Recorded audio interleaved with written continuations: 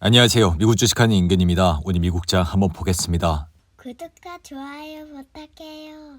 오늘 시장은 3대 지수가 동반 상승세로 문을 열었지만 시가총액 1위 기업 애플이 흔들리면서 나스닥은 1% 가까이 하락을 하는 모습을 나타냈습니다. 이로 인해 수년간 중국 내 스마트폰 판매 1위를 달리던 애플은 지난해 비보와 하웨이와 같은 중국 업체들에 빌려 3위로 떨어지는 모습을 나타냈는데요. 이로 인해 지난해 애플의 중국 시장 스마트폰 출하량을 17% 줄면서 판매 1위 자리를 내줬고 애플의 주가는 4% 이상 하락해 228달러까지 내려오는 모습을 보여줬습니다. 이에 따라 애플의 중국 점유율은 15%까지 내려왔고 여기에 지난해 4분기 중국 내 매출은 25%나 줄어 4개분기 내내 매출 감소세를 보였고 연간 매출 감소폭은 사상 최대 규모를 나타냈습니다. 이에 애플은 지난해 12월 260달러를 찍은 이후 지속적인 하락세를 거둬 현재 주가까지 내려왔고 지금 애플의 주가 하락은 중국 내에서 판매하는 아이폰이 인공지능 기능을 탑재하지 못한 것이 큰 원인이라 할 수 있는데요. 이로 인해 애플은 과거에도 중국 매출로 인해 주가는 흔들리는 모습을 나타냈고 지난해 3월은 아이폰 수요가 쉽게 되찾아지지 않아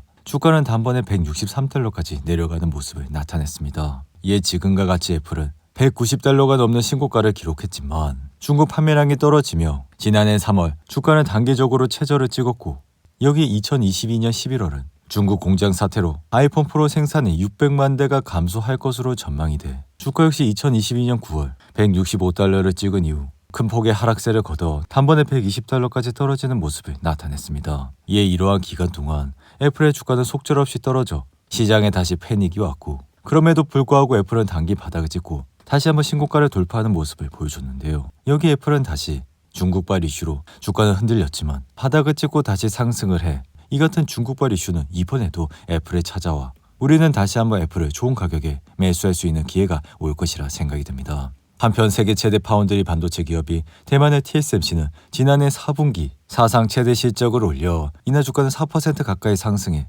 214달러까지 올라왔고 TSMC는 인공지능 반도체 수요 호조로 전년 대비 수익이 57%나 급증했고 매출은 38조 4천억 원으로 전년 대비 38%나 증가해 이는 분기 기준으로 역대 최대 매출이라 할 수 있는데요. 여기에 순이익은 1년 전 대비 57%나 증가했고 영업이익률은 49%에 달하는 모습을 나타냈습니다.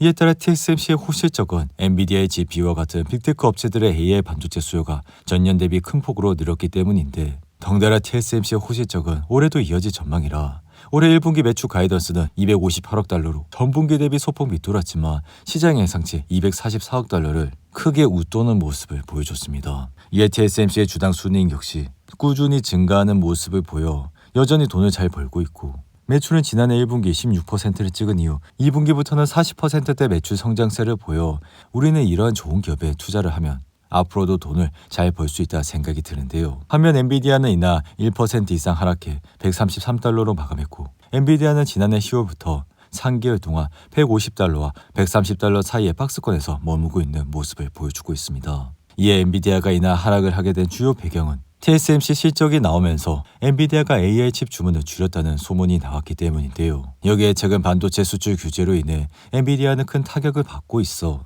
이 같은 소문으로 엔비디아 주가는 잠시 흔들리고 있는 모습을 보여주고 있습니다. 그럼에도 불구하고 지금 시장의 테마는 역시나 AI라 엔비디아는 올해도 상승을 할 것이라 예상이 되는데요. 이어 지금 시장의 분위기를 잠시 말씀을 드리자면 나스닥은 단기 바닥을 찍고 있는 모습을 보여주고 있고 이러한 이유는 PPI와 CPI가 예상보다 낮게 나오며 금리 인하에 대한 희망이 되살아났기 때문입니다. 여기에 은행들이 탄탄한 실적을 공개하면서 4분기 어닝 시즌에 대한 기대가 커졌고 지난해 12월 18일 마이너스 3% 하락을 기록한 이후 흔들렸던 나스닥은 이제는 한 달 가까운 기간이 지나고 있기에 지금은 인플레이션 걱정 완화와 좋은 어닝 시즌의 출발로 인해 증시는 다시 힘을 찾고 상승을 할 수 있을 것이라 생각이 드는데요.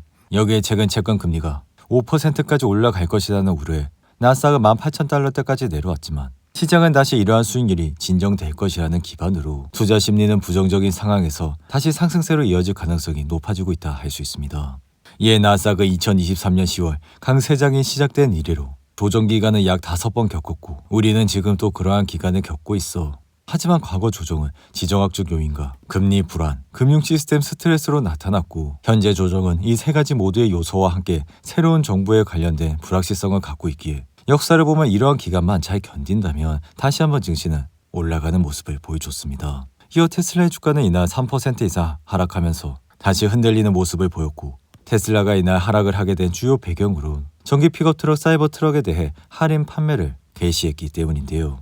이에 따라 테슬라는 이번 주부터 신형 사이버트럭에 대해 할인 가격을 적용하고, 신형 사이버트럭은 옵션에 따라 최대 230만원, 그리고 전시 모델의 경우 최대 380만원까지 할인이 된다 밝혔습니다. 이로 인해 지난해 미국에서 판매된 사이버트럭은 3만 대가 넘었지만 높은 가격과 반복되는 리콜로 사이버트럭은 성장에 걸림돌이 되고 있고, 이에 주가 역시 단번에 3% 이상 하락을 하는 모습을 보여줬는데요. 그럼에도 불구하고 테슬라를 여전히 좋게 보고 있는 이유는 다가오는 1월 29일 테슬라의 4분기 실적이 좋을 것이라 예상을 하고 있기에, 테슬라는 지난해 3분기 실적부터 주당 순이익이 시장 예상치를 웃도는 모습을 보여 매출은 2분기부터 성장세로 돌아서더니 이러한 추세가 이번 4분기 실적에도 이어져 주가는 다시 상승을 할 수 있는 배경을 만들 것이라 생각이 듭니다.